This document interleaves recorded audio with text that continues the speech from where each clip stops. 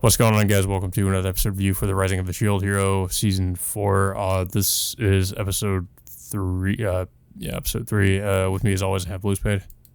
Yeah. So we finally get a little bit of backstory of what was it, Altcray, who is of course the former king of Melromark, and like the queen said back in the previous season, she did mention to Naofumi that he was a vassal hero. I think it was what was it, the staff hero at the time, and then Mm-hmm. according to him, he explains his he knows the history of like why the White Tigers, uh, I guess, were ostracized from, what was it, from the country of Siltveld, because one of the White Tigers he ended up fighting back in the past, ended up losing to him, which pretty much sullied his reputation, which in turn, uh, all the descendants or all the other White Tigers affiliated with who Aldcray fought at the time were ended up being disgraced soon afterwards, which explains why Atlaw and Full weren't treated favorably once they arrived at Siltveld. Yeah, so I guess that kind of explains like the discrimination that they face in Silfeld. Um, but yeah, I mean, we do get a little bit more about the king and his past, like which we really haven't gotten until now. So I mean, that part of the episode was pretty interesting. Um, and I'm I mean, sure they'll probably follow up on that, considering it seems like he has uh some connection with the siblings. Um, so I don't know. I'm hoping they'll go more into that, because the other stuff just is like the most of what this episode is just like the uh obviously like following up with the last one where Adla just sort of like I guess calls all of them out and says that they don't really they don't really care about Naofumi, and or well that they're I guess she questions their motivations, because obviously like it seems like they're trying to stall and they're not really going to deliver him his ship. yeah, like Atla, like at the end of the last episode, she calls everybody out in this meeting, um, pretty much calling them out as selfish, wanting like Naofumi as a way for them to elevate themselves in in a political setting, instead of like helping Naofumi himself. Mm-hmm. So, and then, of course, like she gets berated by at least I would say like half the people in that meeting, though of course one in particular, like what was it, Duralis, who's the lion demi-human, is really steps in there, calling her out, like for her being like, what was it, a half breed. It's not only because like she's like uh, a white tiger demi-human, she's also half human as well, as Mm-hmm. evidence like in a bet. I mean, we seen like in a little flashes that that her mother is human as well. Um, so what was it? But I mean, it just gets into like a lot of banter between back and forth banter between Atla and several members of of the demi-human, I guess, council meeting. Yeah. Uh, Um. it just the entire episode is just just is taking place during the council meeting. Yeah, and also the poison, the poison thing that all of them were poisoned. I think when they were eating breakfast, and that they were basically that was it Joral. They say that he was the one that did it.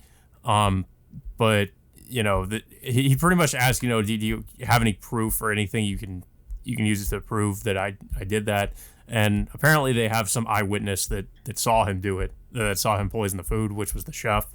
And they bring in the chef, and he says like he saw him poison them.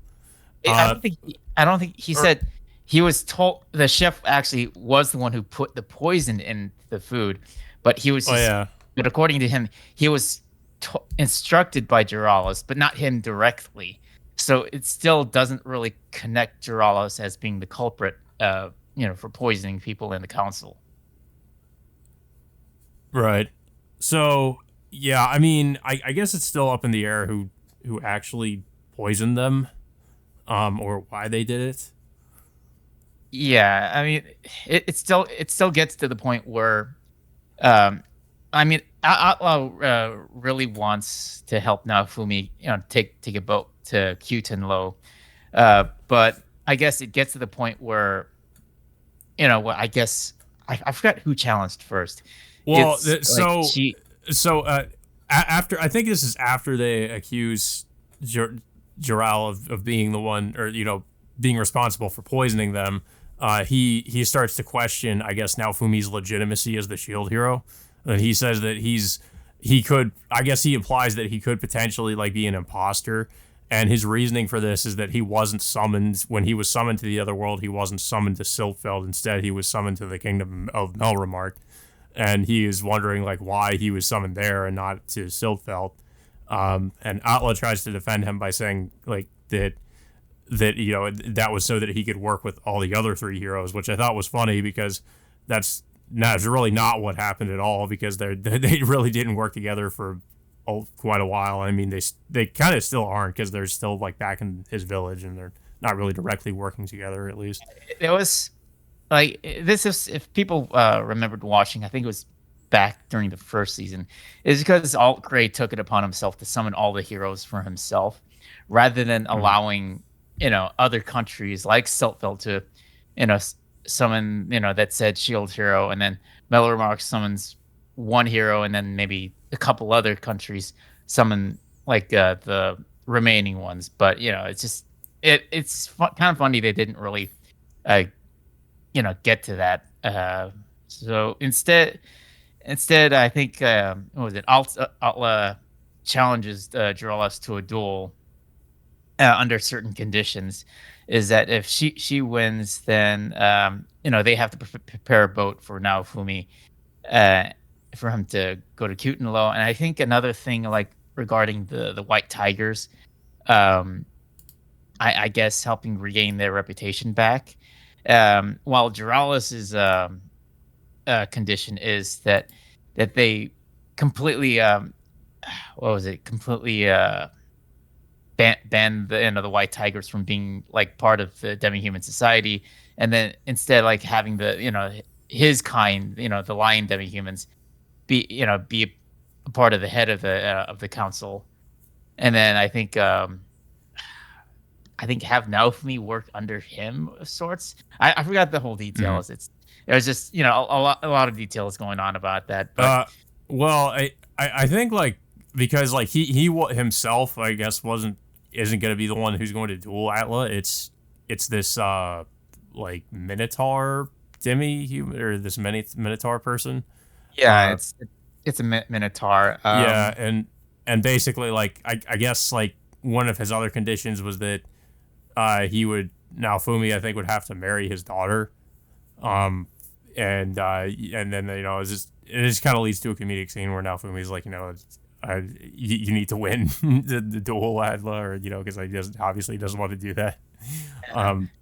But yeah, and that's kind of where we end things. Like that's pretty much the whole episode. Like not really a lot happens aside from like just we learn a little bit more about the king and his past and how he's involved with the White Tigers, and I guess we learn a little bit more about also the somewhat of the political state of Siltveld, and this whole like Jarell like plot with him may or may not having poisoned people, or whatever he's trying to do. But yeah, that I don't know. I'm kind of mixed on this season so far, because like a lot of it just it almost feels like it has the opposite problem of like some of the previous seasons, just at least after season 1, where it's like the pacing is just it's been really weird so far, where it's just been very slow, as opposed to like the last couple seasons, especially, well, obviously season 2 was like really fast paced, but season 3 was not as fast paced. But this season's like really it feels like it's, I guess, taking its time a lot more. It's already like a quarter into the season already, and Yeah. like, yeah, I'm just curious, like how I'm guessing. Obviously, like we're gonna see the duel between the tiger siblings and of course Duralis and this Minotaur.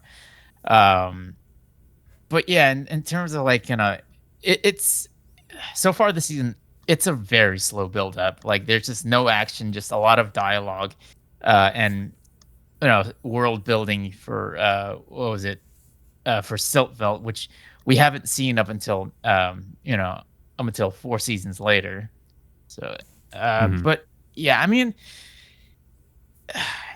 it's not bad. I mean, I don't mind like the build up and the world building for Siltveld because yeah, I think definitely do think that it was kind of needed uh that we get to learn more about this country since we've never seen it up until like right now. Um, but it's just like just getting to where it's just like it's just also the weird lack of urgency in terms of like what Naofumi needs to do is just like get this whole demi-human issue out of the way and then deal with the Phoenix whenever or wherever that's going to end up appearing soon, maybe later this season or maybe sometime next season. It's unclear. Yeah. Yeah, but I don't have much else to say about the episode, though. I don't know if you have anything else to say about it. Yeah, I mean, well, I guess the one thing we should look forward to is, of course, the duel between the siblings and of course Duralis's team. Yeah. But yeah, guys, so that all being said, until next time, we will see you all later.